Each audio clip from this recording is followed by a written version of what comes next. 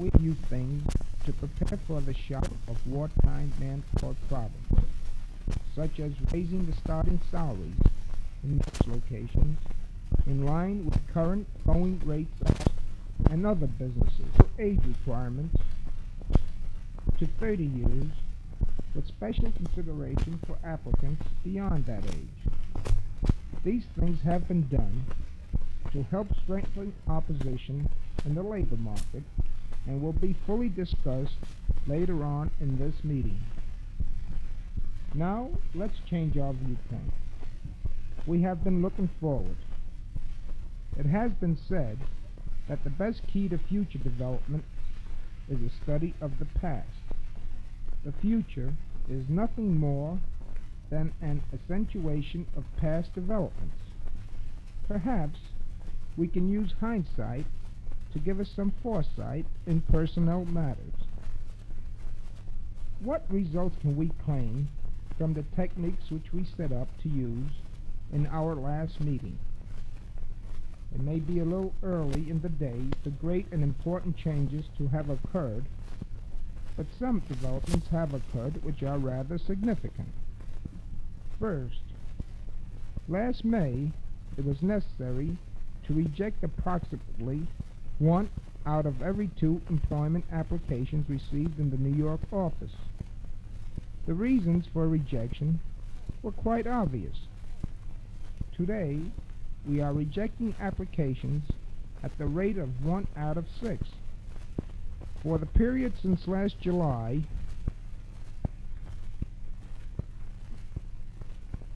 this means 14 out of 84, or about 17%. Later on, some of you may want to discuss specific cases of rejection. Before the present, here are the chief reasons for the rejection of applications. First, lack of sales ability as reported by previous employers and through our retail credit investigations. Second, reported instances of unreliability, dishonesty, or incompetency. 3. Low intelligence and poor personality patterns. 4. Draft eligibility. 5. Immaturity on the part of women applicants. Most of these factors are rather self-evident. With the increase in women employees, it is desirable to pause for a moment to emphasize the last point mentioned above.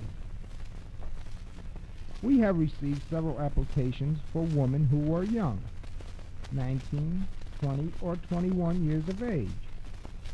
The job requires maturity, so that our women can effectively deal with adults. Few women can be called mature at such an early age. In addition, in every case of rejection, these same women have manifested immaturity that the girls are beautiful, well-groomed. We spent a great deal of time talking about personnel. The major emphasis was placed on hiring techniques. As those meetings progressed from mid-July through the end of August, it began to look like our entire personnel effort was being sabotaged by the Korean War. Since last summer, events have shown that we must plan for a wartime personnel program of saving people rather than a peacetime effort and organization. Within a few short months, we have begun to talk in loud voices about the draft of manpower, labor shortages, wage freezes, manpower allocations, and a host of other wartime problems. We are planning to have 5 million men in uniform by the end of 1951, which means the depletion of nearly all draft-eligible men 18 through 25 years of age, including those who are married and who have had former military experience.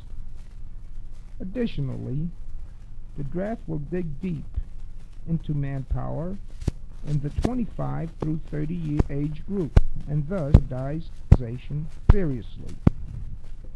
By far, the great majority of our salesmen are in this age bracket.